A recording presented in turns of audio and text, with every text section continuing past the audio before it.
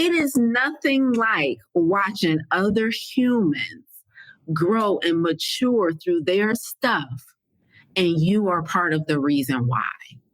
My leadership game went from like a 6 to a 10 when I healed. I have had the pleasure and honor of working with individuals and being their possibility model of what it's like to live a life where you are free from the thing that used to cause you so much grief. And they like, I want that too. They're like, yep, I'm going after that. Like, I'm ready to heal. Like, I'm ready to do the work. I'm ready to stop avoiding it. I want to dig deep. I'm ready to peel back the layers. Heal people heals people, baby. Healing is an inside job with external benefits.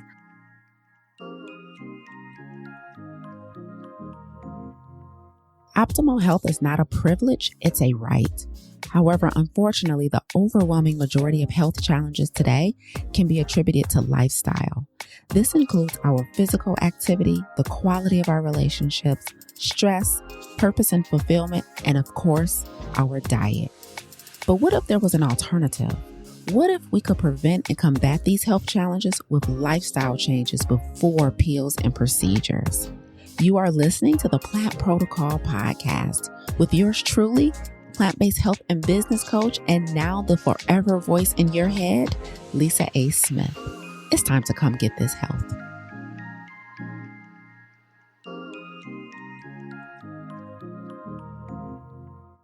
Let's continue the healing conversation. Welcome back for part 3 in this month-long healing series. So in part 1 of this healing series, I talked to you guys about how I discovered there was something I needed to heal from. In part 1, I talked about how I knew I needed to heal from something. In part 2, last week, I told you what being unhealed cost me. So I talked about the cost of being unhealed last week. Now today, I want to talk about the other side of healing. And I want to share with you guys my most remarkable accomplishments since being healed, because they surprised me and they'll probably likely surprise you too. Good morning. Hey, y'all. It's your favorite plant-based health and business coach, the official gym dropper, wordsmith, if you will, prolific speaker. You know what I'm saying? Stage dropper, edge snatcher. Okay. I got bars. I'm feeling bars this morning. Okay. Listen, y'all, I got my tea and we're about to talk about healing and all of the accomplishments I've had post-healing. And here's the super cool thing about healing. So I'm looking down, y'all, because I'm looking at YouTube, looking at y'all. Anyway, so here's the super cool thing about healing that I discovered on my healing journey, which is healing is an inside job. And that's probably evident for a lot of us, maybe even a little obvious. But while healing is an inside job, it often has external benefits. Right? And so I want to share with you guys some of my most remarkable post-healing benefits. Like, my life has never been the same. My relationships have never been healthier. I have never been healthier. And I want to tell you guys what you can look forward to. I want to share with you what you can look forward to on the other side of healing. So let's get into it. So I want to start off with a story. So here's a story for you guys to illustrate one of the very first benefits that I've had since healing. So a couple weeks ago, right, I was at a speaking engagement with my coach. I was at Michigan State University in Michigan, and I was at a speaking engagement with my coach. And during the speaking engagement, our topic was about people who are in their feelings a lot and make decisions with their feelings. And so my coach, he makes decisions with his heart mostly. And me, I make decisions with my head mostly, right? So he leads with heart, I lead with head, right? Does not make that a soundbite. And so a couple of weeks ago, we were at MSU and we were talking to the students. We were given 2 different perspectives, right? Somebody who makes mostly emotional decisions and then somebody who makes more logical decisions. And during that talk, after that talk, the videographer from the event came up to me and he's like, hey, can I ask you a question? And he's like, I'm one of those people that you talked about today that really, really makes decisions with my feelings. Like, I'm in my feelings a lot, he said. He's like, I'm in my feelings a lot. And I want to know, like, what can I do about it? He was like, I really think it hinders me because I'm in my feelings a lot. I really think it hinders me. And I think I'm like, I push people away because he's like, I'm really emotional. and I'm kind of clingy. And he named all of these things that he believes is the problem with him being able to develop healthy relationships with people. And my advice to him, I was listening to his situation, and unfortunately had recently kind of went through a separation, not a breakup, but she kind of told him, I just need a little space. And he was really in his feelings about it. Like, it had literally happened that day. And so he was kind of in his feelings about it, and it was a big deal. And so I was listening to him tell his story, and I was listening intently, and I was preparing to give him, my perspective on his situation. And because he's like, I think I need to be less in my feelings. And here's what I told him. I said, I don't believe that there's an issue with being in your feelings. I was like, some people naturally feel more and make emotional decisions. And then I said, and some people naturally make decisions with their head and more logical, right? I was like, the invitation here is not for you to be one or the other, right? You don't have to be a person who makes more emotional decisions. You don't have to be a person who makes decisions with their head more. You don't have to change who you are. I was like, but it sounds like you have something you need to heal from. Talk to me about that. And he did. He started telling me like, yeah, well, as a child, I had kind of separation issues with my biological mother. And he started breaking that down for me. And I said, okay. I was like, the issue here with you is that, one, you have a healing journey that you need to complete probably before you get into another situation or another relationship or whatever. I was like, but also what that means, if you still have healing to do, what that likely means is that your picker is off. Follow me. This is the very first post-healing benefit that I've personally experienced. I can trust my picker. So what that means is your picker is very simple. It is the criteria you use to select or choose people to be in your life. Your picker is the criteria you use to select or choose people to be in your life. And I told him exactly what I'm about to tell some of you guys. Some of you guys are unhealed. And what that means is when it's time to make decisions about individuals that you let in your life, individuals that you get into relationships with, get into friendships with, get into partnerships with, get into business with, if you are not healed, your picker is off. And let me use an even more basic analogy to explain this. Okay. So if your picker is the criteria you use to select people to be in your life and to engage with humans, let me use an example. So you guys know how you can go like to the doctor, and you go to the doctor, and usually if it's just like a regular appointment or whatever, they will typically weigh you, right? So you'll get on the scale and the doctor will weigh you. But I don't know, I'm sure several of you have been to one of those doctor's offices where they don't have a digital scale, right? They don't have a digital scale, but they have, I guess we're going to call it an analog scale. An analog scale. So with an analog scale, you got to move the thing before you get on, right? So first thing they have to do, that when you get on the scale, they're going to move the little thing to establish what your weight is on an analog scale, one of them old school scales at the doctor's office, right? But before you can step on the scale and they move it back and forth to find the perfect balance, before you can step on the scale, in order for an analog scale to accurately read your weight, it has to be at zero. It has to be at zero. And that's the issue with some of y'all pickers. You are picking, but you are not at neutral. You are not at zero. Because some of us are so unhealed, and we have maybe rejection or abandonment challenges. We have unhealthy emotional attachment issues. Maybe we came up in a lot of poverty. And so we have, unhealthy relationship with money. When you are not healed, you are making decisions about who to let into your life, about who to do life with, whether it's friends, partners, business, whatever, from an unbalanced state. You don't start at neutral. And so when you step on the scale, or in this case, when you choose the people, the results are not accurate, meaning you're not choosing from a healthy place, and therefore you don't get a good reading of people. Does that make sense? You step on an analog scale, but if that scale is not set perfectly at zero, when you step on it, your weight is not going to be accurate. And it's the exact same thing when you try and make decisions about who to let into your life when you are unhealed. You're not starting at zero. You're not starting at neutral. You're not starting at a healthy, healed place. And so it really skews the outcome, right? And so that's what I told him. I said, it sounds like, based on what you just shared with me, you have things to heal from, and therefore your picker is off. And so the very first absolutely remarkable benefit that I've personally experienced since being healed is my picker. I can trust it. I can trust the criteria that I use to make decisions about who should and shouldn't be in my life. And this goes for friends and otherwise. Like, let me tell you something. I let a friend go so fast. I let one friend go years ago for jealousy. She admitted she was jealousy. It wasn't like I suspected. She told me.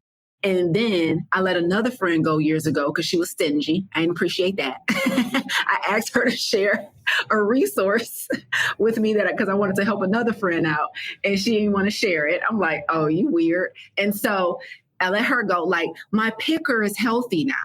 Like, I can really trust. And that feels so amazing.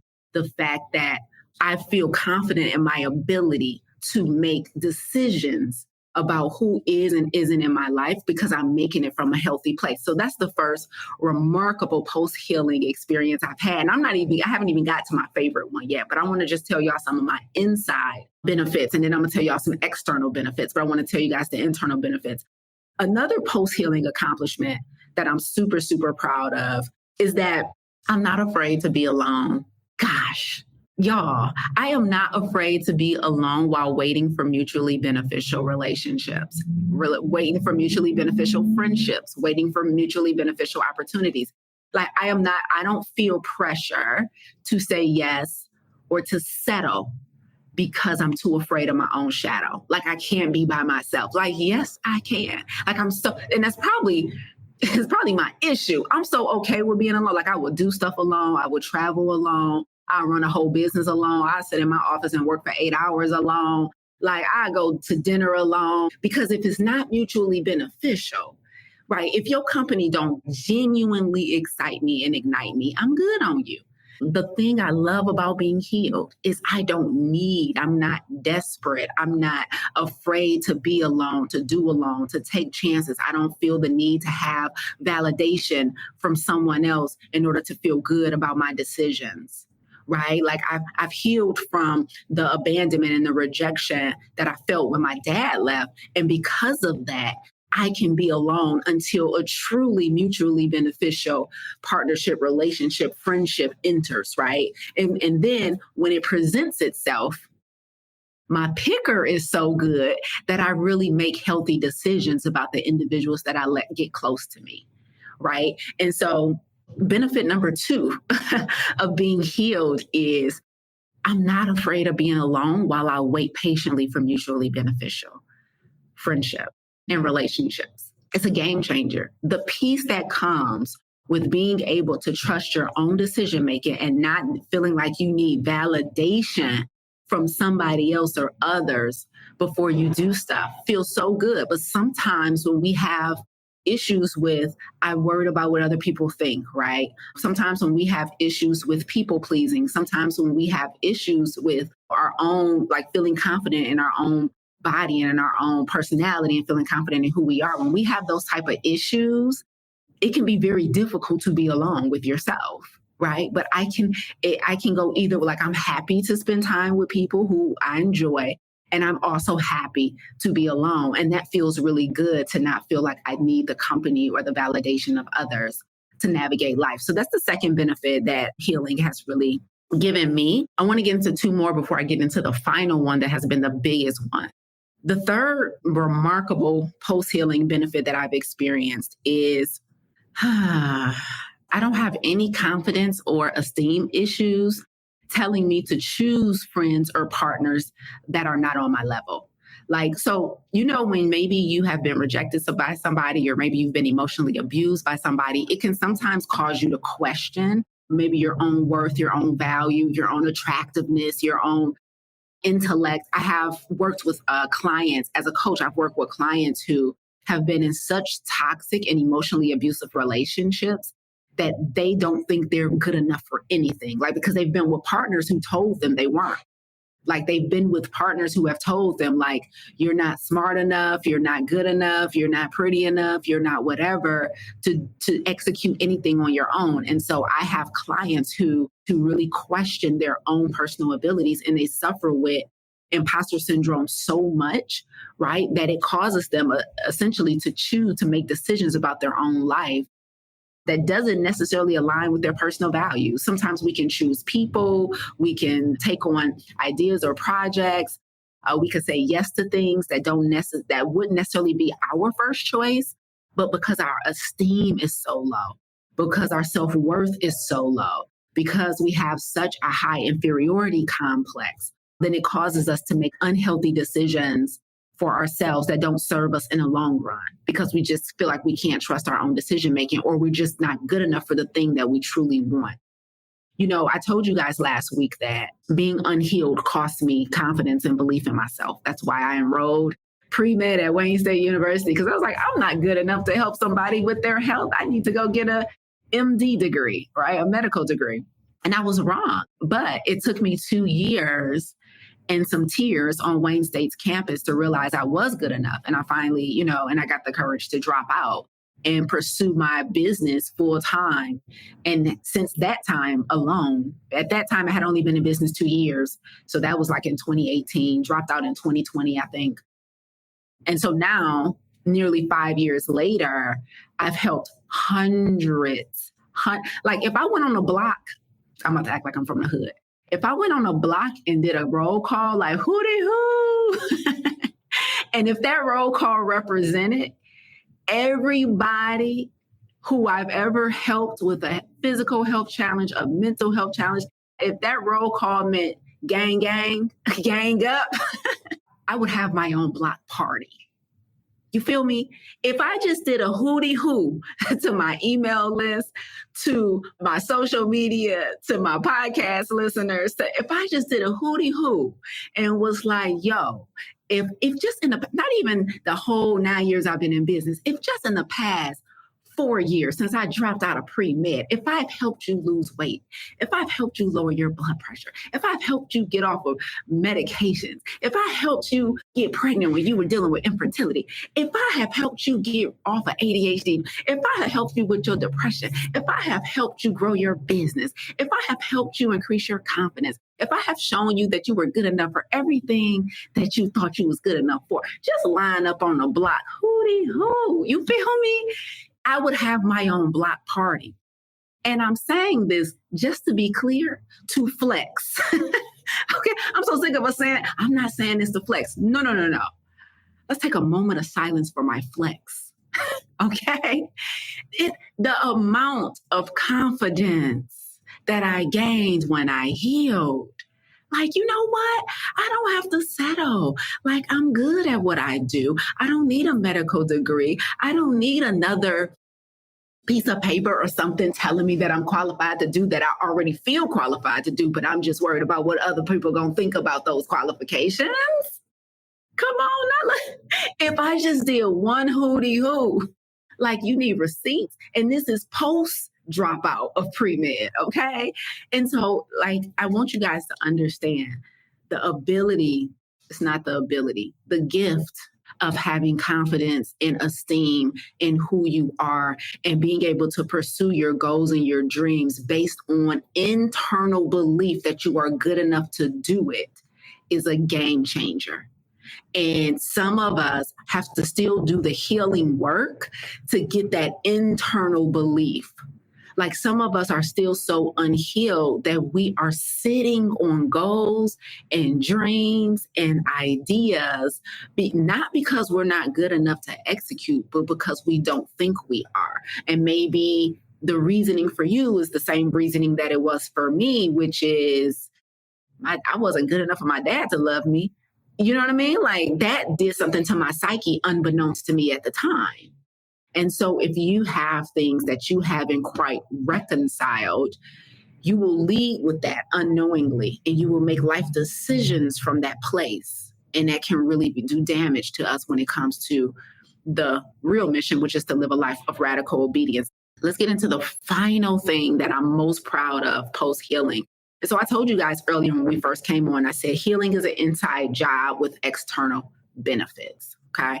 I love a good analogy. Healing is an inside job with external benefits, right? I think one of the things that I am, not one of the things. The thing, words are important. The thing that I am most proud of since healing and since completing my healing journey, it is how much my leadership has improved, as evidence through the amount of people who I have since encouraged to heal themselves. Let me explain. Here's a fact. The Plant Protocol 30-day salt, oil, and sugar-free vegan challenge is the absolute best plant-based experience on the marketplace.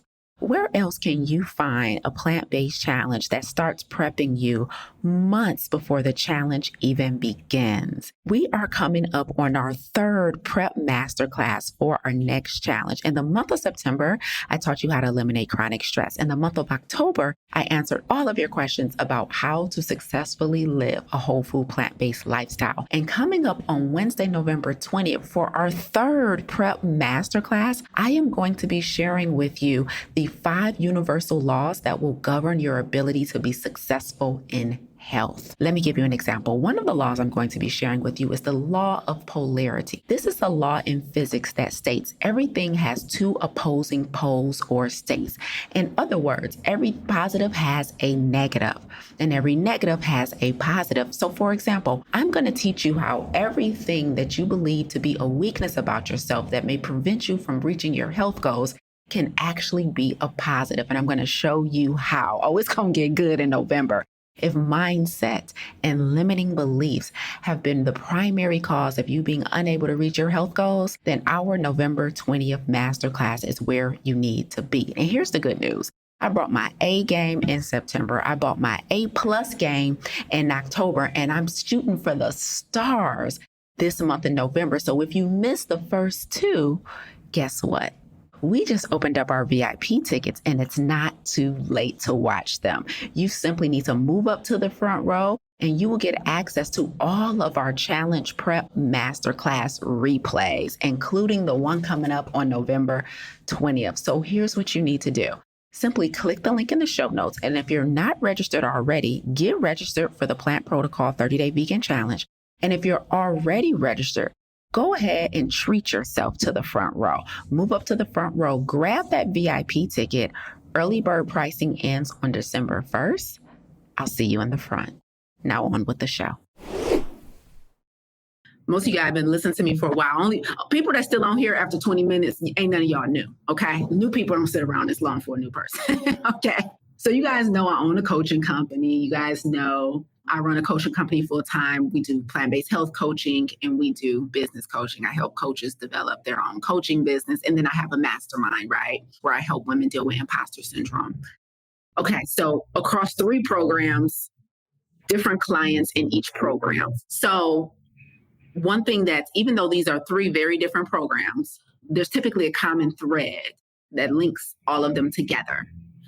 And that common thread is actually more of a common challenge. So we have clients in Farm to Table, our plant-based coaching program. We have clients in the Plant Protocol Business Accelerator, and we have clients in Clarity, my mastermind, right?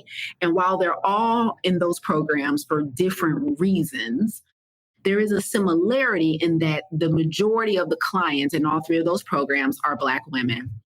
And even more so, the majority of those Black women are overwhelmed, exhausted, maybe have challenges with prioritizing themselves. A lot of them deal with imposter syndrome.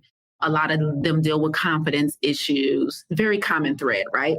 So the gift, the most remarkable gift that came with healing for me is that I then was able to be a possibility model to not only every client that we have across 3 programs, but also to my entire team.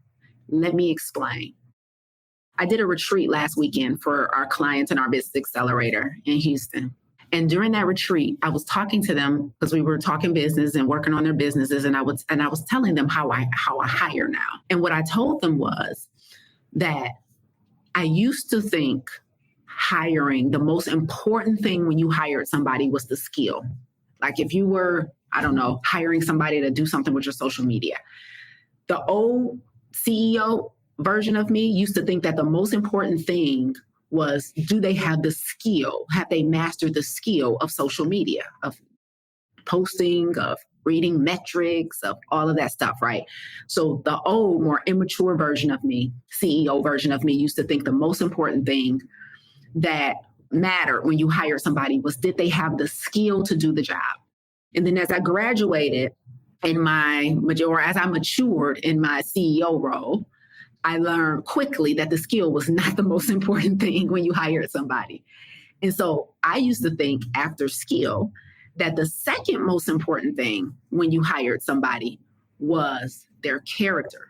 Like, so I'm like, oh, skill is not important. I'm like, it's character. Are they just a good person? Right. So I was like, a skill can be taught. And yes, I want you to come knowing how to do the job fundamentally. Right. But a skill can essentially be taught. Skills can be learned. Skills can be taught. And so I'm like, skills, frills. You can throw a rock and hit somebody with a skill set. Got it. That's not the important thing.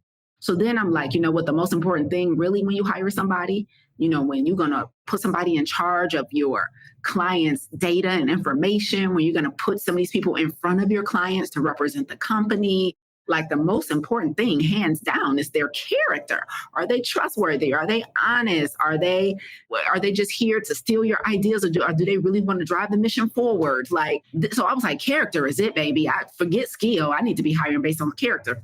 Then I matured as a CEO again.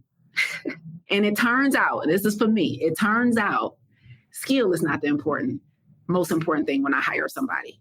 Character is no longer the most important thing when I hire somebody.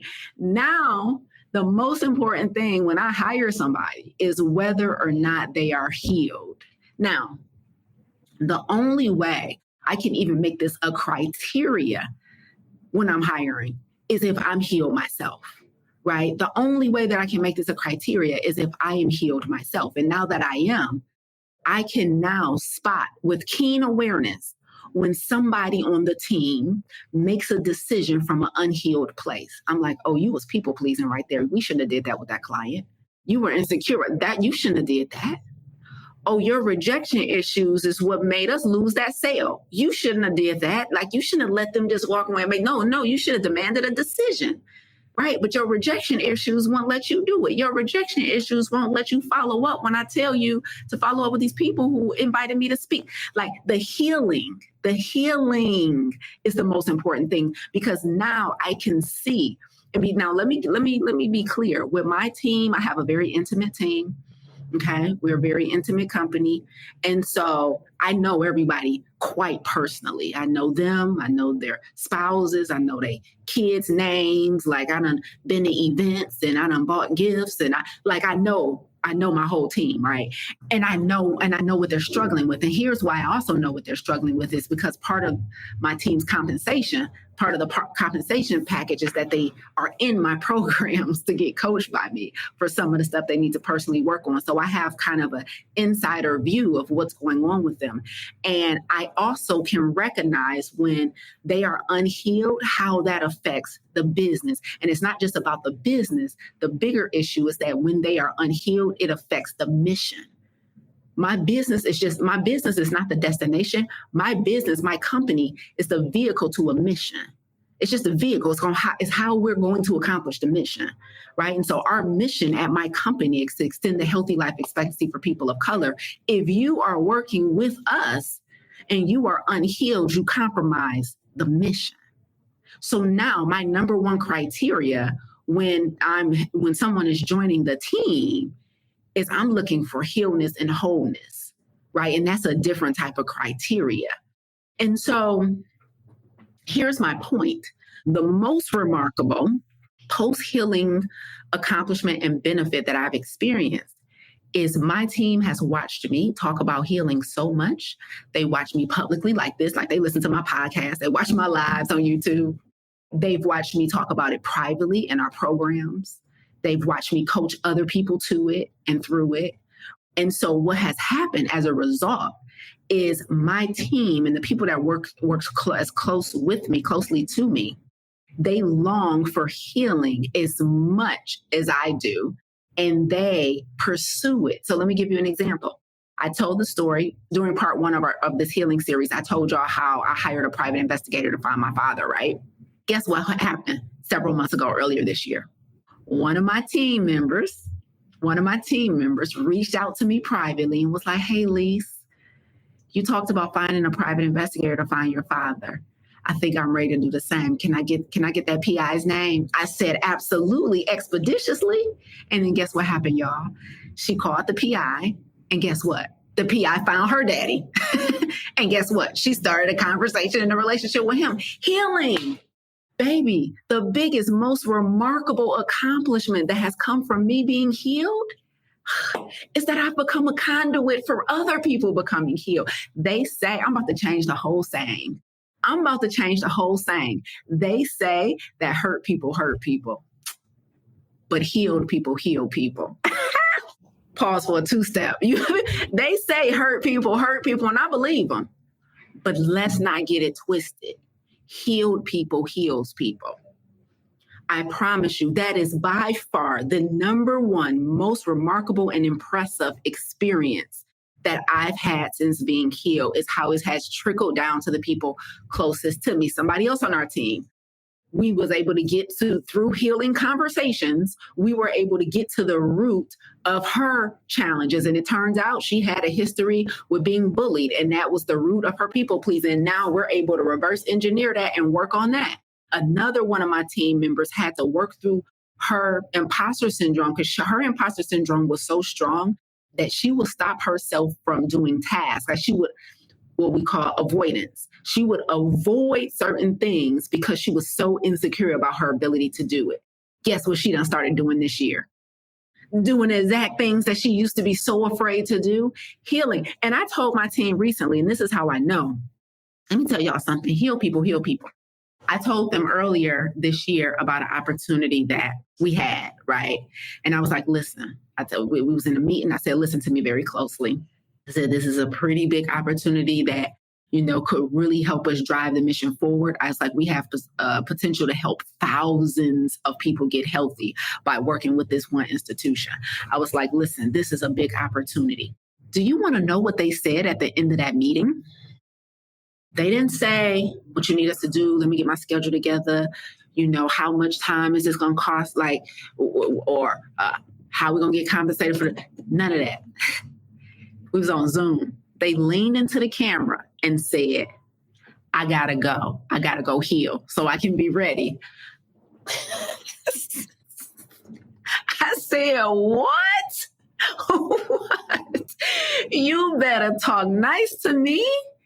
It is nothing like watching other humans grow and mature through their stuff, and you are part of the reason why.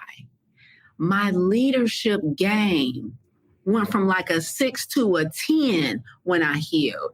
I have had the pleasure and honor of working with individuals and being their possibility model of what it's like to live a life where you are free from the thing that used to cause you so much grief. And they like, I want that too. They're like, yep, I'm going after that. Like, I'm ready to heal. Like, I'm ready to do the work. I'm ready to stop avoiding it. I want to dig deep. I'm ready to peel back the layers. Heal people heals people, baby. Healing is an inside job with external benefits.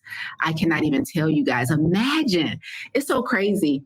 In business, when we're thinking about, maybe you're doing an analysis and you're thinking about the competition and you're thinking about how you can have a leg up. You're thinking about how you or your business or your products and your services that you offer, you're thinking about how you can be different, right? And we know the generic competitive advantages that are out there. Like, you gotta, do this, you gotta, have better customer service, you gotta have a better product, you gotta have a better quality product, whatever it is.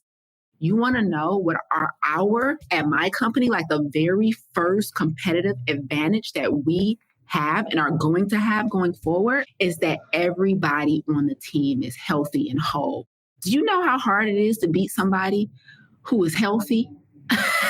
Mentally, physically, like our competitor, our program's fire. We already got receipts. We done helped hundreds of people. Not an issue. But that's not going to be our number one competitive advantage is that everybody on the team has confidence, believes in themselves, right? It loves themselves. They pick healthy partners. Because guess what happened when you're healed? You pick healthy partners, you pick healthy relationships, and that means you don't bring toxicity in the work because things are going haywire outside of work because you're healthy.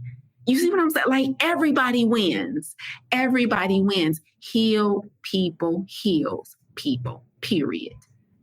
Period. That is the number one most remarkable post-healing benefit that I've experienced that I had no expectation for. The first ones that I named for you guys, like my picker getting better, my confidence in my esteem, me having healthy attachment issues, those benefits, like they make sense to me, but I never even considered how contagious I could make healing, right? And then that also, not just my team, I talked mostly about my team today, but that also pours down into all of our clients at Farm to Table and at the Plant Protocol Business Accelerator. And at Clarity, like healing becomes attractive. And people, when you have those conversations more and more often, people desire that. And that's really a big deal. So those are the most remarkable accomplishments that I've experienced. So if I was to give you guys any advice, especially those of you who are leaders, who are influencers, and you really have influence over, a number of people, the best advice that I would give you would be document your journey. Document your journey. So whether that looks like, documenting it literally pen and pad over your healing experience, or maybe you're a speaker and you do it some audio, some podcast work. Maybe you're bold like me and you come on camera and you talk about it regularly, but document your journey because you have the ability to influence and inspire somebody else to heal, and it changes things. Because when people around you, it's like, remember when Jay-Z said something about, I'm rich, but all of my friends is rich too. Like, that's what, what's the benefit of me being healed like a needle in a haystack? You know what I'm saying? And so when you're healed, but the people you surround yourself with, the people you work with, when it all trickles down to them, then the tide lifts, whatever. A raised tide lifts. I'm not about to murder another saying, but y'all know what I'm saying. That's when all the water rises, when everybody's healed, right? So document your journey. If you're on it, you can document it privately until you're ready to share it publicly. So I'm not suggesting you talk about it and speak about it on stages like I do, but document it in some kind of way so that other people can benefit from it one day. Like maybe one day you'll just write a book, whatever it is, right? But when you're ready to share it, you will at least have those integral moments down, recorded somewhere that you might have forgotten, but now you will have them recorded somewhere and they will really help somebody else. So document your journey. So this has been part 3 in our healing series. We're coming up on our final installment of our healing series next week. So next week, on next Monday, our final installment in our healing series, I'm going to be talking about final step in the healing process. I want y'all to be here for that episode and that conversation because I was recently talking about healing with one of our clients, and she said something because she's like, I'm not sure if I'm healed or not because I feel like I still get triggered. She said, and I'm going to tell you what I told her.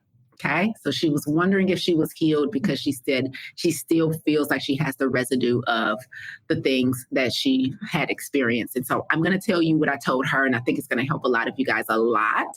So I want you guys back here for our final installment in this healing series. Y'all, so next Monday, back here, same time, same place, talking about healing, part 4, final installment, how to know if I'm truly healed. Yes. See y'all guys back here next Monday. Love you guys. Bye.